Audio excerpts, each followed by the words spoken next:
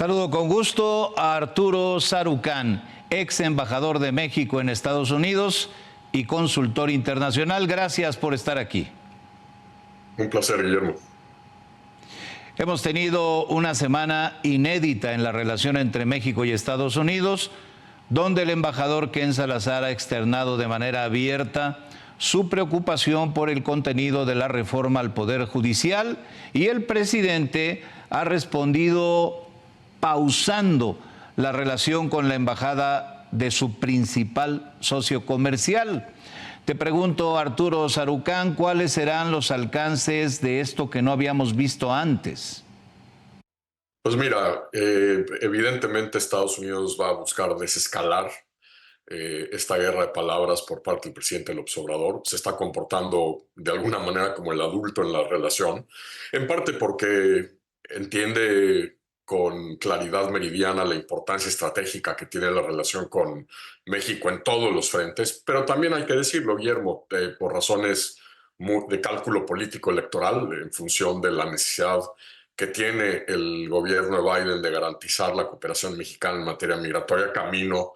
a el día de la elección, el 5 de noviembre, acá en Estados Unidos. Pero mira, a menos de que el presidente mexicano decida seguir estirando la liga como lo ha estado haciendo, no creo que esto llegue a más. Sin duda ha abierto toda una serie de interrogantes. No te platico, Guillermo, la cantidad de embajadores aquí acreditados en Washington de distintos países que me buscaron, que me llamaron para decirme qué es esto de la pausa, porque pues hay que decirlo, es decir, la pausa en las relaciones diplomáticas con un embajado o con un país solo existe en la cabeza de Andrés Manuel López Obrador. No es una figura ni de la práctica ni del vocabulario diplomático y además pues, encierra un cinismo galopante porque pues, el propio presidente que se queja del intervencionismo del embajador estadounidense en México, pues a lo largo de sus casi ya 6 años en el poder, lo ha hecho constantemente en los temas de política interna en Estados Unidos. Y ojo, no creo que tenga nada de malo, francamente. Le decía el otro día aquí a un colega, yo como embajador, los 6 años que estuve acá en Washington,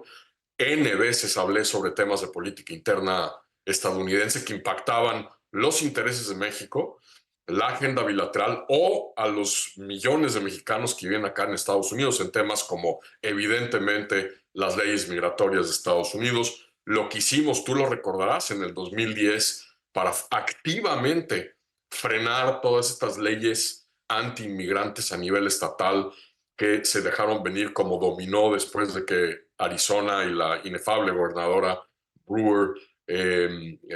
aprobaron una ley claramente xenófoba, racista, anti-inmigrante.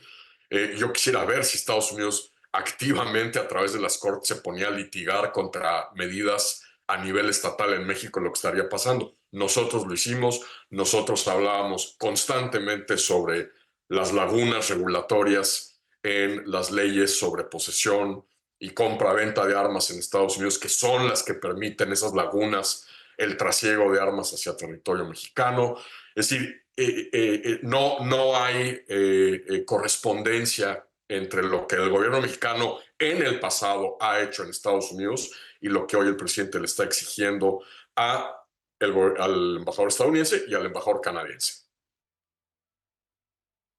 Es la posición de México cuando fuiste embajador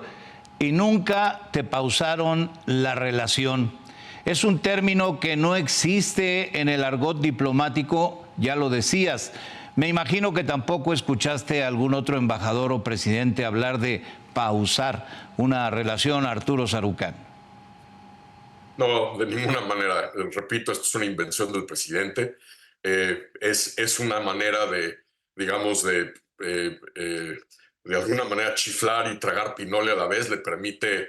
no generar un conflicto diplomático real con Estados Unidos, pero pues, le avienta allí un hueso a su sector, a su base talibana, con esto para demostrarles que de alguna manera está confrontando lo que él considera es el intervencionismo de Estados Unidos y de Canadá en temas que según él solo competen a México y a los mexicanos, cuando además pues las reformas, sobre todo un par de ellas, la judicial y la que elimina los órganos autónomos, los reguladores, tienen un profundo impacto directo en la agenda con Estados Unidos, en los compromisos de México bajo el TEMEC, y que explican por qué. Yo creo que esto explica el mal humor presidencial y la declaración de la pausa. Esta andanada de prensa internacional negativa sobre lo que está pasando en México y una serie de pronunciamientos de distintos actores. Hoy tuvimos al presidente del Comité de Relaciones Internacionales de la Cámara de Representantes. Hace un par de días tuvimos a los dos, es decir, al presidente y a su contraparte republicana del Comité de Relaciones Exteriores del Senado. Ahorita mismo el Wall Street Journal, la página editorial del periódico, acaba de sacar un editorial que saldrá mañana publicado, subrayando que la eliminación de reguladores y autoridades y agencias autónomas en el gobierno mexicano viola directamente el TEMEC. Entonces, pues digamos,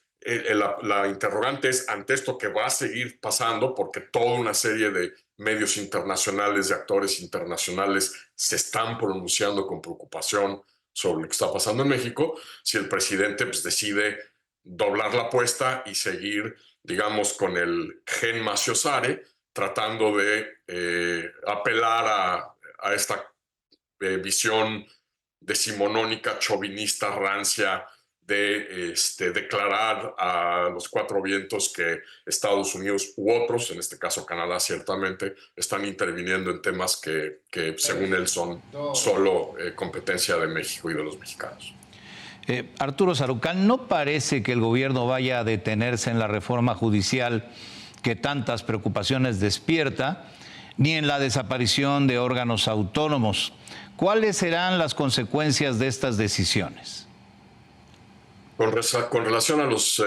organismos autónomos y a los reguladores, pues es pavimentar de piedras y de obstáculos el camino a la revisión del TEMEC que iniciará en julio del 2026, pero que en Estados Unidos internamente iniciarán las consultas del gobierno estadounidense, el que haya en ese momento, Harris o Trump, con actores internos en Estados Unidos. Si de por sí ese proceso de revisión está complicándose por el tema de la presencia de empresas chinas en México y la posibilidad de que le estén dando la vuelta a sanciones estadounidenses,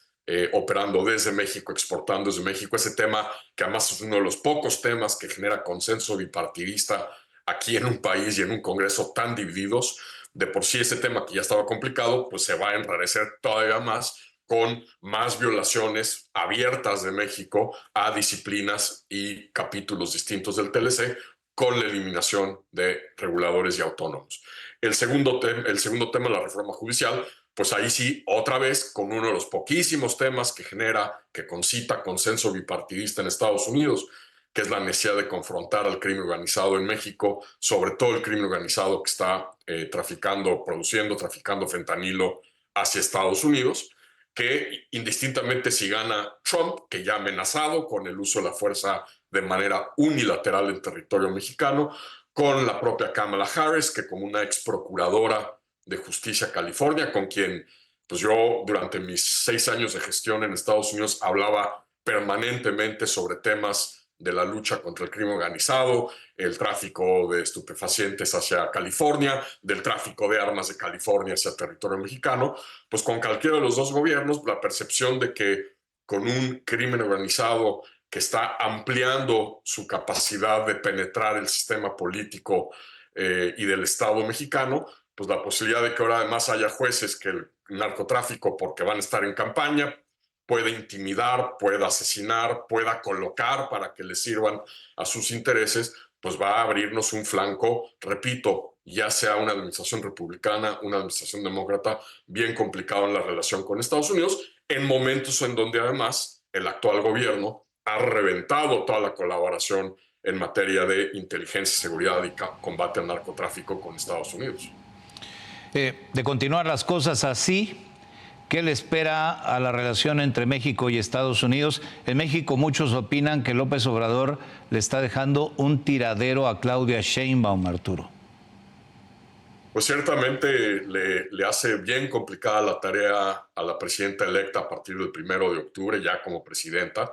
en el diseño y gestión de la agenda con Estados Unidos, en el manejo de la agenda y sobre todo además en momentos en donde todavía pasará un mes a partir de que ella tome posesión para saber qué ocurre en la elección estadounidense el 5 de noviembre y con base en ese resultado, porque el que gane Trump o el que gane Kamala Harris abren dos caminos radicalmente distintos para la agenda mexicana con Estados Unidos y para los cálculos diplomáticos mexicanos con Estados Unidos, para pues recalibrar, ajustar y poder llevar y reconducir la relación con Estados Unidos en función de esos escenarios y también en función de tratar de resetear, reiniciar, si tú quieres, la relación con Estados Unidos, que el Obrador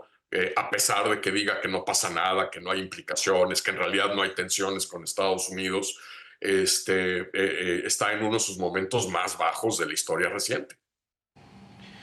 Llama la atención que un asunto ciertamente importante no haya sido abordado a través de los cauces diplomáticos. Es algo que se dirimió no a través de consultas, como suele ocurrir, sino públicamente, en redes sociales y en la mañanera de López Obrador. Y esto me lleva a preguntar, ¿y los canales diplomáticos? Pues bien, gracias, porque este presidente mexicano ha hecho todo menos eso, empezando por el muy mal sano hábito, Guillermo, de cada vez que manda una cartita a un homólogo internacional suyo, el malsano hábito de publicar esa carta al día siguiente en la mañanera, cosa que no se hace cuando hay correspondencia entre jefes de Estado, o de la manía de las notitas diplomáticas. Yo hacía la broma que tanto la Casa Blanca como el Departamento de Estado ya deben tener buzones de archivo para las cartitas y para las notas diplomáticas del señor presidente. Es un problema real. Mira, el uso de una red social para posicionarse y para emitir puntos de vista de un gobierno, una embajada, no me parece descabellado. Yo lo hacía como embajador. Yo fui el primer embajador en abrir una cuenta de Twitter, entonces Twitter, como una herramienta de comunicación, de diplomacia pública en Estados Unidos. No me parece descabellado, pero lo que evidentemente no ayuda es que se esté, digamos que el ir y venir sea público, mediático, en lugar de a través de los canales establecidos entre embajadas de las respectivas embajadas con las respectivas, con la Cancillería mexicana y con el Departamento de Estado en Estados Unidos. Pues con esta conversación nos quedamos. Arturo Sarucán, ex embajador de México en Estados Unidos, gracias por acompañarnos. Un fuerte abrazo. Un gran placer, Guillermo. Un abrazo.